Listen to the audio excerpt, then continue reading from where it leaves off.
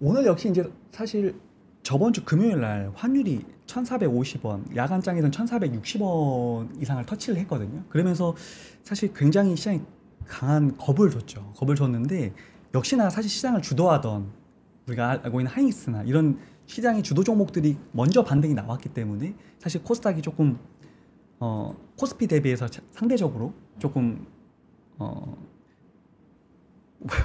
언더퍼폼하고 있는 게 아닌가 네. 싶습니다. 그런데 제가 이제 앞으로 시장이 어떻게 될지에서 좀 고민을 하다가 사실 이런 걸 하나 준비를 해봤거든요. 그동안 우리나라 시장에 위기가 왔을 때 위기 때문에 조정이 나왔다가 상승 랠리로 전환했을 때 그 국면의 흐름이 어땠는지 그걸 좀 주목을 해 간단한 차트를 하나 가져와 봤는데 한번 같이 한번 보실까요? 네. 아, 오늘 김영윤 소장이 준비를 많이 해오셨네요. 그렇죠, 전략지원자? 그렇습니다. 네.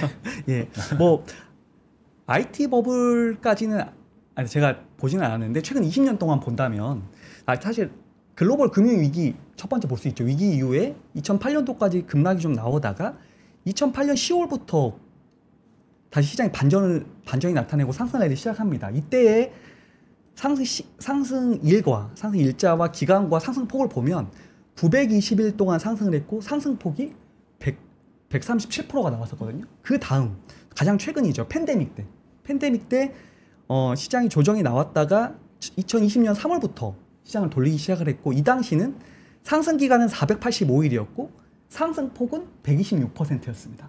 현재 한번 볼까요? 현재 4월에 관세에 대한 부담감 때문에 시장이 조정이 좀 나왔다가 4월부터 시장이 돌리기 시작을 해가지고 상승 기간은 만약에 지난주에 찍었던 4,221포인트가 만약에 고점이라면 상승 기간은 208일이고 상승폭은 84%입니다. 근데 과연 여기서 시장이 끝났을까? 라고 우리가 좀 고민을 해볼 수 있잖아요. 근데 이제 앞서 최근에 20년 동안 있었던 위기 이후의 상승 흐름과 현재와 조금 다른 포인트가 한 가지만 짚어보자면 그때는 위기 이후에 유동성 랠리였고요. 유동성 랠리. 완연하게 시장이 돈을 풀면서 나타났던 유동성 랠리였고 이번에는 유동성 랠리 더하기 AI 혁신 더하기 우리나라로는 상법 개정이라는 정책 변화라는 환경 변화까지 있다.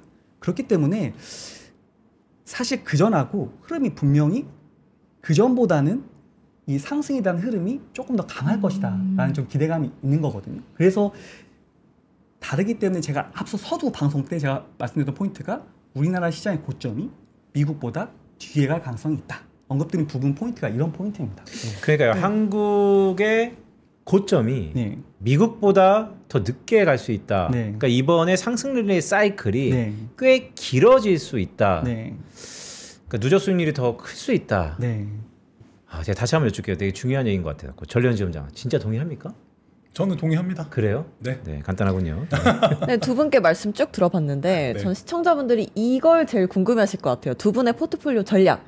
네, 이번 주 나라면 포트폴리오 이렇게 짤 거다. 이걸 공개해 주실 수 있는지. 네. 저 먼저 얘기할까요? 네. 아까 이제 전 질문에서 사실 약간 힌트를 드렸는데 오늘 이제 제 고객분들도 아마 귀를 쫑긋하고 보고 계실 것 같고요. 네, 저는 아까 말씀드렸지만 지금은 이제 저희는 조금 더 방어적으로 준비해야 된다고 생각을 해요. 왜냐면 확인이 계속 필요할 거고 끊임없이 확인할 거예요. 진짜 오라클이 한 것만큼 제대로 하고 있나? 또는 오픈 AI가 제대로 하고 있나? 그래서 계속 확인을 할 텐데 그렇다면 확인된 기업으로 저는 포트를 압축할 수밖에 없다고 보고 일단 저는 1번은 당연히 구글이라고 다시 한번 강조드리고 싶고요.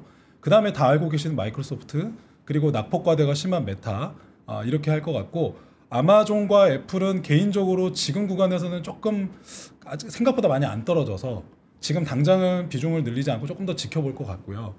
그리고 지난주에 제가 말씀드렸는데 빠졌던 팔란티어라든지 그리고 몇몇 개 이제 중소기업들 중에 실적이 확인이 되거나 뭐 그런 기업들일 텐데 저는 뉴스케일 파워라든지 센트러스 에너지 같은 기업도 그동안 낙폭이 과했는데 그런 기업들도 좀 담아볼까 하고 보고 있고 그리고 지금 잠깐 자료 한번 띄워주시면은 제가 그래서 제 관심 종목에 있는 종목들을 다 캡처를 해봤어요. 굉장히 많죠. 근데 왼쪽에 아까 말씀드렸던 기업이 있고 당연히 엔비디아와 브로드컴도 이번에 비중을 조금 더 늘리려고 보고 있는 기업이라고 보시면 될 것 같고, 그리고 AMD, 블룸에너지, 또 인텔, 이런 기업들도 비중 늘리기 나쁘지 않다, 그렇게 생각을 하고 있고, 그 뒤에 이제 다음 장표에 보이는 기업들은 다 중소형 기업들이에요. 최근에 시장을 막 주도했으나 좀 작은 기업들.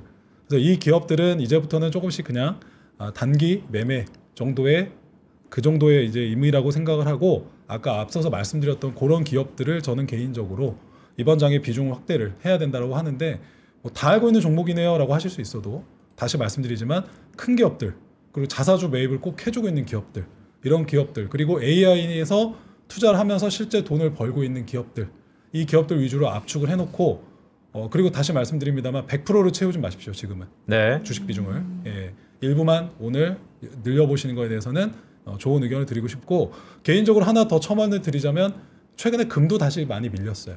고점에서.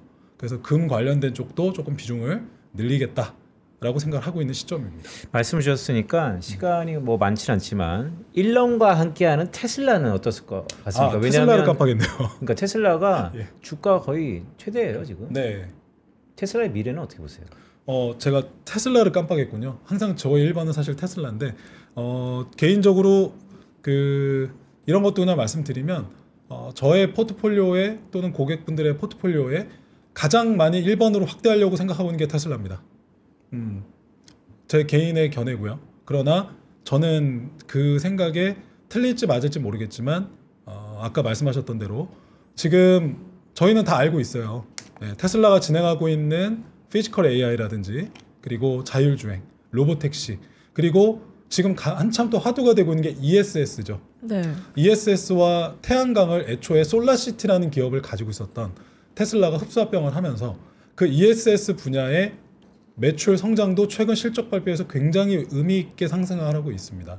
그래서 이런 것들을 다 가지고 있고 휴머노이드까지 하고 있는 테슬라의 저는 업사이드가 앞으로도 유망하다고 개인적으로 보고 있고, 그래서 이 테슬라에 대해서도 비중을 저는 많이 늘려가려고 생각하고 있습니다. 네, 그럼 김영현 소장님은 포트폴리오 어떠신가요? 첫 조정 이후에 종목을 압축을 해야 된다. 전련 지원량 계속 표현했잖아요. 종목을 압축해야 된다는 의견은 굉장히 동의를 하고요.